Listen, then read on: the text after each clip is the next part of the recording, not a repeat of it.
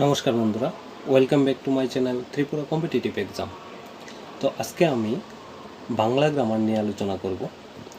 আজকে বাংলা গ্রামার আলোচনার ক্ষেত্রে আমার যেই বিষয়টা থাকবে সেটা হলো বাংলা শব্দভাণ্ডার।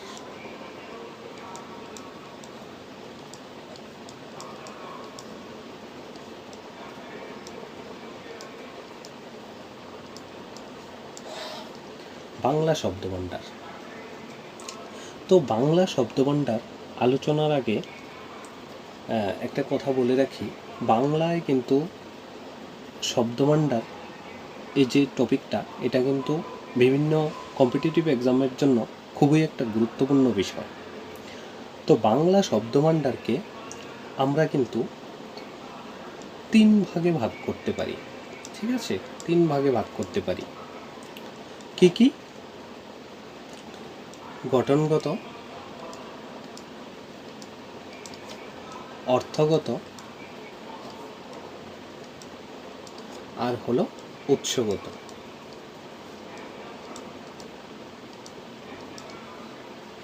তো আমরা 3 ভাবে ভাগ করতে পারি। তাহলে এই 3 ভাগকে আমরা কিভাবে মনে রাখবো? মনে রাখার জন্য আমরা একটা ট্রিক ব্যবহার করতে পারি। সেই ট্রিকটার নাম হলো গাও 235। আমরা কিন্তু বিভিন্ন রিয়েলিটি শো দেখি, সেখানে কিন্তু গানের শো থাকে। তো যখন অডিশন নেওয়া হয় তখন কিন্তু বিভিন্ন সিরিয়াল নাম্বার দেওয়া হয়। যারা গানের অডিশন দেবে তাদের শরীরে কিন্তু নাম্বার থাকে। তো আমরা সেই ট্রিকটাকে ফলো করে আমরা কিন্তু বাংলা শব্দভাণ্ডারের যে 3 ভাগে ভাগ করা হয়েছে সেটাকে কিন্তু আমরা সহজভাবে মনে রাখতে পারি। তো ট্রিকটা কি? ট্রিকটা হলো গাও 235। এই আমরা বললাম যে 235 নম্বর তুমি গাও। তো এবার কিভাবে মনে রাখব?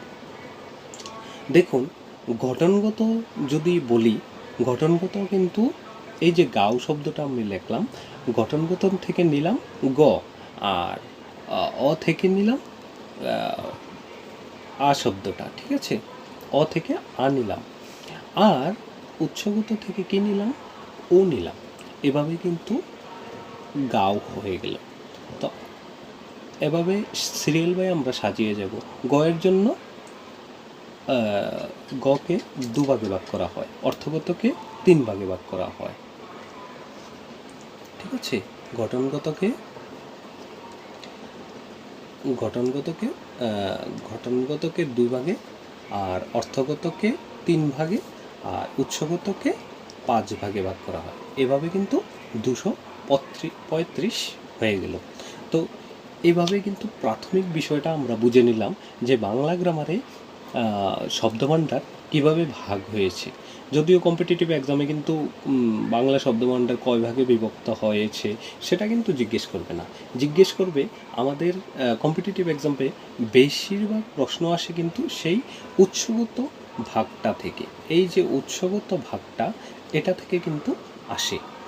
তো উৎসগত ভাগটা কিন্তু আমরা একটু ভালোভাবে ফলো করলেই আমরা বিভিন্ন কম্পিটিটিভ এক্সামসের বাংলার যে উত্তরগুলি থাকবে এই বিষয় থেকে, সেগুলি আমরা উত্তর করতে পারবো। তাহলে চলুন এবার দেখে নেই উৎসগতটা কিভাবে ভাগ করা হয়েছে। চলুন উৎসগতটা এবার দেখে নেই।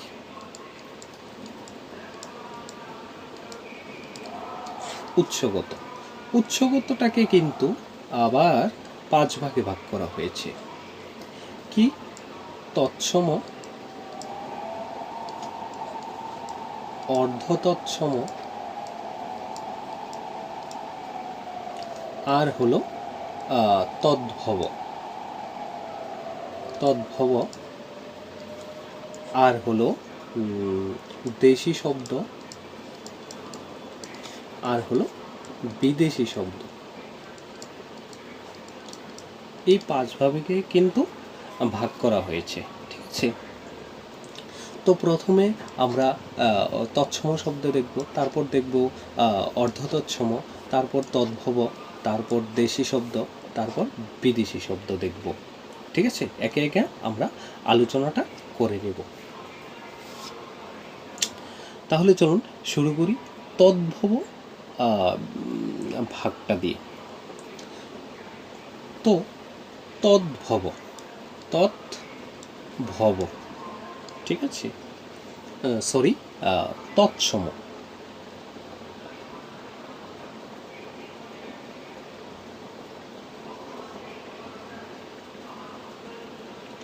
তৎসম, তৎসম, তৎসম কথার অর্থ কী? তৎসম যদি আমরা ভাঙ্গি কি আসে? তৎ যোগ সম, এটাই তো আমরা পাই। তো তৎসম মানে তৎ কথার অর্থ হলো এর, ঠিক আছে, এর যোগ সম মানে সমান, ঠিক আছে। তো এর সমান, এর বলতে এখানে কাকে বোঝানো হয়েছে? এর বলতে এখানে সংস্কৃতকে কিন্তু বোঝানো হয়েছে, ঠিক আছে, মানে সংস্কৃত এর সমান, ঠিক আছে, সংস্কৃতের সমান, মানে যেই শব্দগুলি সংস্কৃত থেকে সরাসরি এসেছে, বাংলায় এসেছে, সেগুলিকে আমরা তৎসম শব্দ বলবো। তো তৎসম শব্দ ব্যবহারের জন্য আমরা কিছু রুল দেখে নিই বা কিওয়ার্ড আমরা দেখতে পারি। তো কি আমরা ব্যবহার করব? ধরুন রেফ যুক্ত শব্দ, রেফ, রেফ লিখি না আমরা এভাবে কোনো এক শব্দের মধ্যে উপরে দিয়ে দিই রেফ। ধরুন অর্থ লিখতে গেলে এই যে অর্থ, তারপর রেফটা দিই, এটার কথাই। তো এখানে অর্থ শব্দটা কিন্তু তৎসম শব্দ। তারপর রয়েছে ধরুন 2 নম্বরে রয়েছে রিকার। রিকার তো আমরা চিনি আশা করি, রিকার। তো এটাকে শর্ট ফর্মে কীভাবে লেখা হয়? এভাবে লেখা হয় কিন্তু। তো ধরুন রিকার আমরা কোথায় কোথায় ব্যবহার করি? কৃষক, আমরা যখন কৃষক লিখি তখন কিন্তু দেখুন আমরা রিকার শব্দটা ব্যবহার করলাম, ঠিক আছে, রিকার, এই যে রিকারটা, ঠিক আছে। তারপর চলুন 3 নম্বরে দেখে নিই মূর্ধন্যস্ব আর হলো মূর্ধন্য, ঠিক আছে। এটা কিন্তু আমরা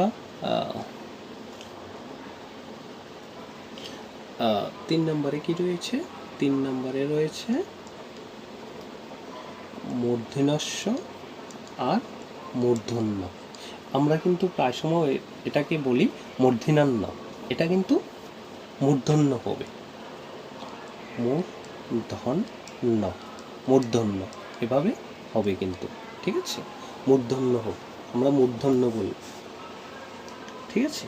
তো এই মূর্ধন্যস্ব আর মূর্ধন্য যেই শব্দের মধ্যে থাকবে, দেখুন দেখুন এই যে এটা মূর্ধন্যস্ব দিয়ে, যেমন আমরা লিখি মানুষ, এই যে মানুষ শব্দটা লিখলাম, লাস্টে কি? মূর্ধন্যস্ব। এই যে মূর্ধন্যস্ব থাকবে, এই শব্দগুলি, যেই শব্দের মধ্যে মূর্ধন্যস্ব থাকবে তাকে কিন্তু আমরা কি বলবো? তৎসম শব্দ বলবো। মানে তৎসম মানে তার সমান, মানে কার সমান? সংস্কৃতের সমান। তারপর আমরা মূর্ধন্য, মূর্ধন্য, মূর্ধন্যটাকে কীভাবে একটা এক্সাম্পলের দ্বারা বুঝিয়ে দিই। মূর্ধন্য যেমন ধরুন লিখলাম বীণা, বীণা, এই যে বীণা, এই যে মূর্ধন্যটা লিখলাম, এটা কিন্তু মূর্ধন্য আছে, সেই জন্য কিন্তু আমরা এটা হলো তৎসম শব্দ। তারপর 4 নম্বরে আসি। বাংলায় কিন্তু আমরা জানি 6 প্রকার ফলা রয়েছে। ফলা, ফলা কি কি বুঝি তো আমরা? অবশ্যই বুঝি। জফলা, জফলা, একটু ক্লিয়ার করে দিই।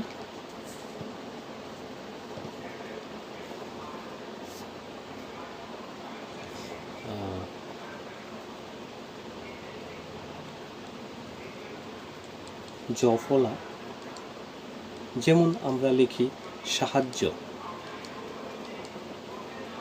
সাহায্য। এই যে লাস্টে জফলাটা লিখলাম, ঠিক আছে, এই যে জফলা, হ্যাঁ, বা অনেকে এইভাবে লেখে, অনেকে এইভাবে লেখে, বা অনেকে এইভাবে লেখে। এই যে জফলাটা, জফলাটা যেই শব্দের মধ্যে থাকবে সেখানে কিন্তু আমরা সেটাকে আমরা কি বলবো, সেটাকে বলবো আমরা তৎসম শব্দ। তারপর এভাবে রয়েছে বফলা, রয়েছে বফলা রয়েছে, যেমন স্বাধীনতা, হ্যাঁ, দন্তাস্য বয় সংযুক্ত রয়েছে, ঠিক আছে। তারপর লফলা রয়েছে, পল্লব, যেমন প ল আর লয় সংযুক্ত ব, পল্লব। তারপর রফলা রয়েছে, পত্র। তো আশা করি এগুলি আমার লিখতে হবে না। আচ্ছা চলুন লিখে দিই।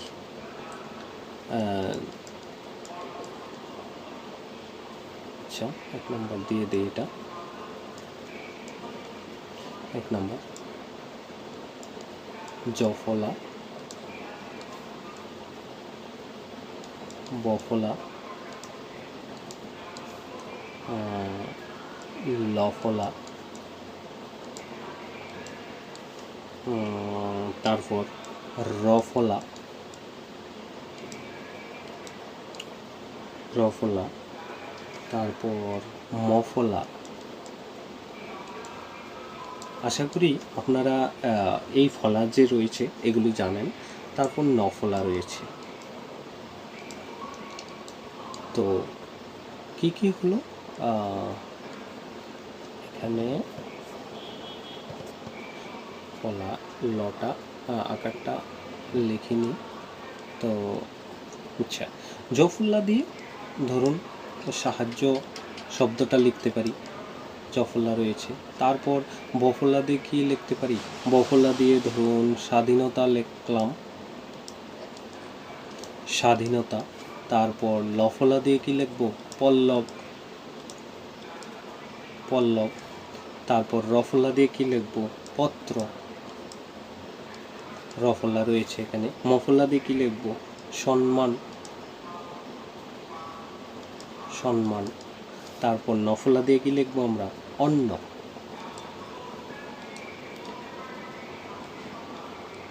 অন্ন। তো যে এই সবগুলি যে রয়েছে এগুলিকে আমরা কি বলবো, এগুলিকে আমরা তৎসম শব্দ বলবো, ঠিক আছে। এগুলি হলো তৎসম শব্দ। তো আমরা কি কি পেলাম এই পর্যন্ত? আমরা পেলাম যদি রেফ যুক্ত কোনো শব্দ থাকে, রিকার যুক্ত কোনো শব্দ থাকে, মূর্ধন্যস্ব আর মূর্ধন্য কোনো শব্দ থাকে, তারপর 6 প্রকার ফলা রয়েছে, এই ফলাযুক্ত শব্দ যদি পাই আমরা, তারপর আরেকটা রয়েছে পুরনো শব্দ। যদি কোনো পুরনো শব্দ দেখি আমরা, পুরনো শব্দ, সেগুলিকে আমরা তৎসম শব্দের অন্তর্গত রাখব। কি শব্দ এগুলি? তৎসম, মানে তার সমান, সংস্কৃতের সমান, ঠিক আছে। এই গেল, আমি নাম্বারিং করে দিই, 1 2 3 4 আর হলো 5, ঠিক আছে। এগুলি হলো তৎসম শব্দ। তারপর চলুন এবার দেখে নেই, তারপর কি রয়েছে, অর্ধতৎসম শব্দ। অর্ধতৎসম শব্দটাও খুব সহজ।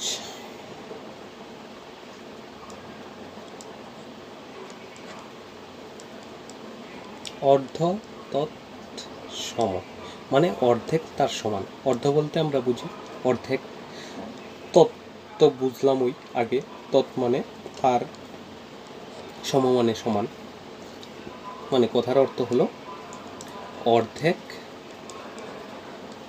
তার সমান, ঠিক আছে, অর্ধেক তার সমান, ঠিক আছে। তো যে শব্দগুলির এখন বর্তমানে নিয়মটা কি, নিয়মটা হলো যে শব্দের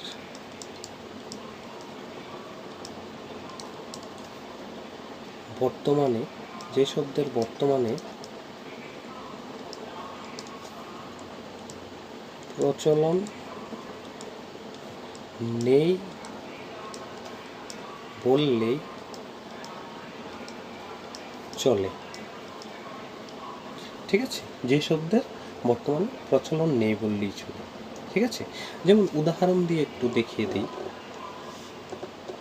উদাহরণ যেমন ধরুন কৃষ্ণ লিখলাম আমরা, কৃষ্ণ, ঠিক আছে? কৃষ্ণটা তো তৎসম শব্দ, তো সেটাকে কি করলাম, এটাকে কিন্তু কেষ্ট আমরা বলি প্রায় সময়, কেষ্ট।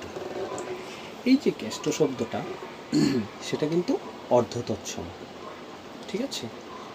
এই শব্দটা কিন্তু অর্ধতৎসম। আর কৃষ্ণটা তো যেহেতু রিকার আছে তাহলে তৎসম শব্দ। তো এই যে তারপর গৃহিণী বলতে পারি, গৃহিণীকে কিন্তু গিন্নি বলা হয়, ঠিক আছে? আর জ্যোৎস্না, জ্যোৎস্নাকে কিন্তু আমরা জ্যোৎস্নাও বলি, জ্যোৎস্না, ঠিক আছে? জ্যোৎস্নাকে আমরা কিন্তু জ্যোৎস্না বলি, ঠিক আছে? তো এই হলো অর্ধতৎসমের উদাহরণ, ঠিক আছে? আমরা কিন্তু ক্যাস্টটা এখন বেশি একটা ব্যবহার করি না, সেই জন্য অর্ধতৎসমের ব্যবহার বর্তমানে প্রচলন নেই বললেই চলে। এই কথাটা কিন্তু এভাবে বোঝানো হয়েছে যে অর্ধতৎসম আসলে কি। তাহলে চলুন নেক্সট চলে যাই আমরা তদ্ভব শব্দে। তদ্ভব, তৎ আমরা বুঝি, তৎ, তৎ কি, তার, মানে তার, আর ভব মানে উৎপন্ন, তার থেকে উৎপন্ন, ঠিক আছে?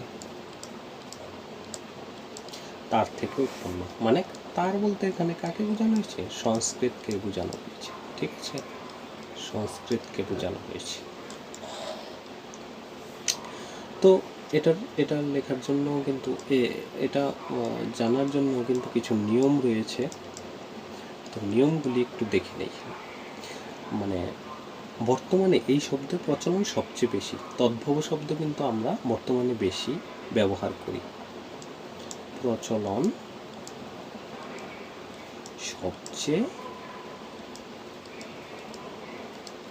বেশি, ঠিক আছে?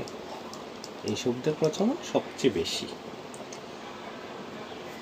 আমি এখানে একটা জিনিস কনফেস করতে চাই যে হয়তোবা আমার লেখা আপনাদের ভালো না লাগতে পারে, হ্যাঁ, কিন্তু শুনুন, লেখার বিষয়টা বড় না, বড় হলো বিষয়টা আমি কিভাবে বুঝতে পারলাম সহজভাবে, সেটাই হলো বিষয়।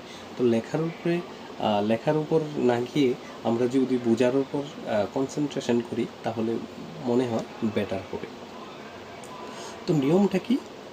নিয়মটা হলো প্রচলন সবচেয়ে বেশি। যেমন উদাহরণ দেই কিছু, তাহলে আপনি আরেকটু ভালোভাবে বুঝতে পারবেন। যেমন মৎস্য কি আমরা জানি, মাছকে কিন্তু আমরা মৎস্য বলি। তো মৎস্য কিন্তু প্রথমে কি, এটা কিন্তু তৎসম শব্দ, ঠিক আছে? মৎস্য থেকে কি হলো মৎস্য, চ ছ, তারপর এটা থেকে আবার কি হলো মাছ। এখন কিন্তু আমরা বর্তমানে মাছ বলি, মৎস্য কিন্তু বলি না, মৎস্যও বলি না। তো এই যে শব্দগুলি, এই শব্দগুলি হলো যেমন চন্দ্র থেকে চন্দ্র থেকে চাঁদ, দুগ্ধ থেকে দুগ্ধ, তারপর কিন্তু দুধ, ঠিক আছে? তো এই যে মাছ শব্দটা, ঠিক আছে, মাছটা কিন্তু আমরা কি শব্দ, এটা তদ্ভব শব্দ। তো এবার আপনাদের কিন্তু কনফিউশন হতে পারে যে এই যে মৎস্য শব্দটা, এটাকে কিন্তু মাঝের যে এই যে শব্দটা, এটাকে কিন্তু প্রাকৃত শব্দও বলা হয়, প্রাকৃত, ঠিক আছে? প্রাকৃত শব্দ। এবার কিন্তু অনেক স্টুডেন্টের প্রাকৃত শব্দ আর অর্ধতৎসম শব্দের মধ্যে একটু গুল বেঁধে যায়। তো চলুন আমরা পরিষ্কারভাবে দেখে নিই প্রাকৃত শব্দ কোনগুলি আর অর্ধতৎসম শব্দ কোনগুলি?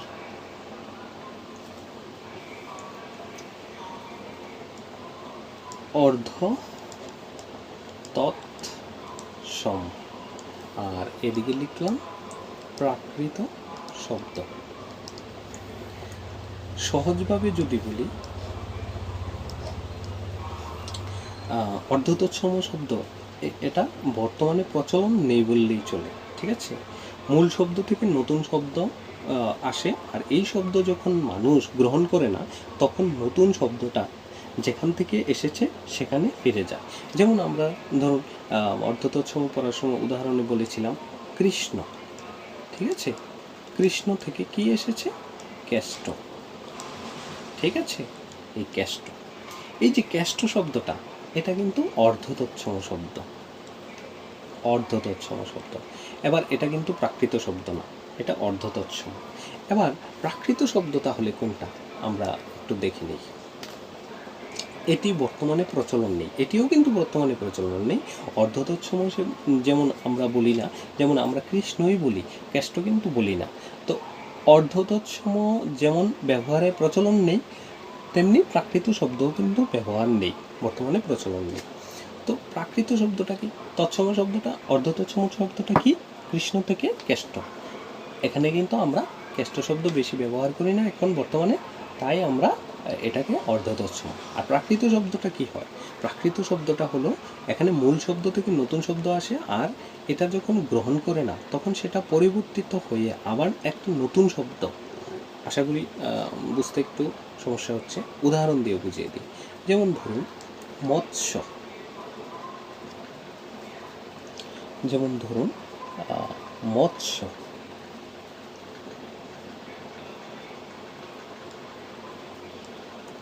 যেমন ধরুন মৎস্য, মৎস্য থেকে কি আসলো? মৎস্য, মৎস্য থেকে কি আসলো? মাছ। তো এখানে যে এই যে মৎস্য শব্দটা, এই যে মৎস্য শব্দটা, এটাকে কিন্তু আমরা প্রাকৃত বলবো। কেন প্রাকৃত বলবো? দেখুন এখানে কিন্তু মৎস্য শব্দটা আছে, মৎস্য শব্দটা কিন্তু পরিবর্তিত হয়ে কি হয়েছে? মৎস্য হয়েছে।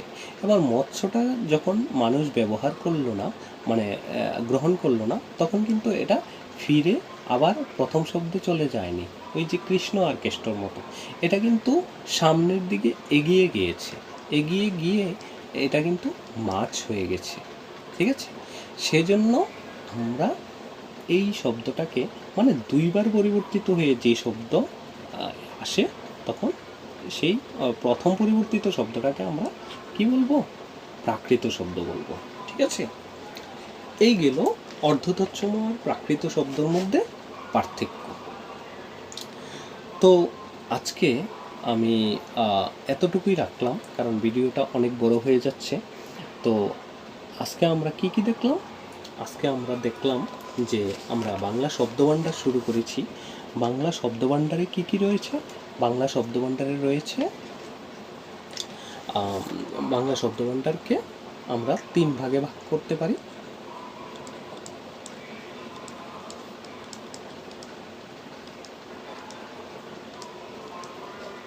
বাংলা শব্দভাণ্ডারকে আমরা 3 ভাগে ভাগ করতে পারি। গাও 235, তো গঠনগতকে 2 ভাগে, অর্থগতকে 3 ভাগে, আর উৎসগতকে 5 ভাগে। তো আমাদের ইম্পর্টেন্ট হলো উৎসগতটা। উৎসগতর মধ্যে কি কি রয়েছে? তৎসম শব্দ, অর্ধতৎসম শব্দ, তদ্ভব শব্দ, দেশি বিদেশি।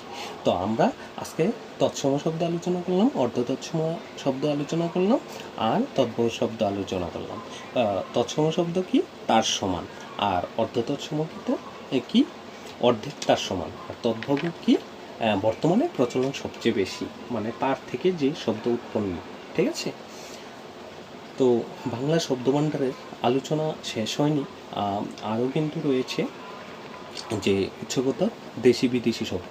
আমি নেক্সট ক্লাসে দেশি বিদেশি শব্দটা নিয়ে আলোচনা করব। তবে এখানে একটা ছোট্ট ইনফরমেশন দিতে চাই যে আমাদের ইংরেজরা যখন ভারতবর্ষে এসেছিল, তখন কিন্তু বাংলা দিয়ে তাদের শাসনটা শুরু করেছিল। তো বাংলায় কিন্তু শাসন করার জন্য ইংরেজ কিন্তু সংখ্যায় কম ছিল, আর ভারতবাসী কিন্তু সংখ্যায় অনেক বেশি ছিল, অনেক বেশি ছিল। তো অনেকজন লোককে কিন্তু ইংরেজি শেখানোর থেকে নিজেরা কিন্তু যদি বাংলা শিখে নেয় তাহলে কিন্তু অনেক বেটার হবে। তো সেজন্য লর্ড ওয়েলেসলি তখন ছিল, তখন উনি কী করলেন, উনি কিন্তু একটা কলেজ স্থাপন করলেন যে নিজেদের ইংরেজদের কীভাবে বাংলা শেখানো যায়। তো একটা কলেজ ছিল, সেই কলেজটার নাম ফোর্ট উইলিয়াম কলেজ। তো লর্ড ওয়েলেসলি উইলিয়াম কেরির সহযোগিতা 1800 খ্রিস্টাব্দে 4 মে ফোর্ট উইলিয়াম কলেজটা স্থাপন করেছিল। তো তখন ঈশ্বরচন্দ্র বিদ্যাসাগর হিন্দু কলেজ বা প্রেসিডেন্সি কলেজ বা সংস্কৃত কলেজে পড়াতেন। তিনি ঈশ্বরচন্দ্র বিদ্যাসাগর অধ্যাপক ছিলেন ওই কলেজের। তো ঈশ্বরচন্দ্র বিদ্যাসাগরকে লর্ড ওয়েলেসলি প্রস্তাব দিল যে আপনাকে 20 গুণ পারিশ্রমিক দেওয়া হবে, আপনি হিন্দু কলেজ বা প্রেসিডেন্সি বা সংস্কৃত কলেজ থেকে আপনি আমাদের কলেজে চলে আসুন, ফোর্ট উইলিয়াম কলেজে আমাদেরকে বাংলা শেখানোর জন্য।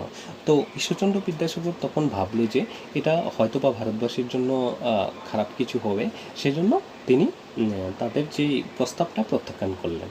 তখন তারা কিন্তু বসে থাকেনি, কারণ তাদেরকে তো শাসন করতে হবে, তারা শাসন শুরু করেছিল ভারতবর্ষে। তো 1800 থেকে 1850 পর্যন্ত এই যে বাংলায় মানে পরিবর্তন চলছিল, তখন কিন্তু ওই ফোর্ট উইলিয়াম কলেজে অন্যান্য অধ্যাপককে নিযুক্ত করা হয়েছিল ইংরেজদেরকে বাংলা শেখানোর জন্য। একটা ইন্টারেস্টিং বিষয় হলো, ইংরেজরা কিন্তু ইংরেজদের যে জিভটা ছিল এটা একটু ভারী ছিল, তো তারা কিন্তু তৎসম শব্দ ব্যবহার করতে পারতো না। তো সেজন্য তাদেরকে কিন্তু পরিবর্তিত রূপ ব্যবহার করতে হলো। বাংলার অধ্যাপকরা তদ্ভব শব্দের ব্যবহার, অর্ধতৎসম শব্দের ব্যবহার এনে দিল, যে তোমরা মৎস্য যদি না বলতে পারো জীব বাড়ি হওয়ার কারণে, তোমরা মৎস্য বলতে পারো, ঠিক আছে। তো তারা দেখলো যে মৎস্য শব্দ উচ্চারণ করতে পারে, মৎস্য তো করতেই পারে না, মৎস্যটাও উচ্চারণ করতে পারে না, সেজন্য আরেকটু সহজভাবে কিন্তু তারা মাছ শব্দটাকে এনে দিল। তো এইভাবে 1800 থেকে 1850 পর্যন্ত চলছিল এই বাংলা ভাষার বিবর্তনটা, ঠিক আছে। তো এটা ছিল একটা ছোট্ট একটা ইনফরমেশান।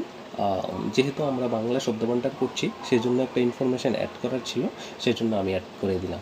তো আমরা নেক্সট ক্লাসে আবার আলোচনা করব দেশি বিদেশি শব্দ নিয়ে। তো এতক্ষণ পর্যন্ত ধৈর্য ধরে শোনার জন্য অনেক অনেক ধন্যবাদ। নমস্কার।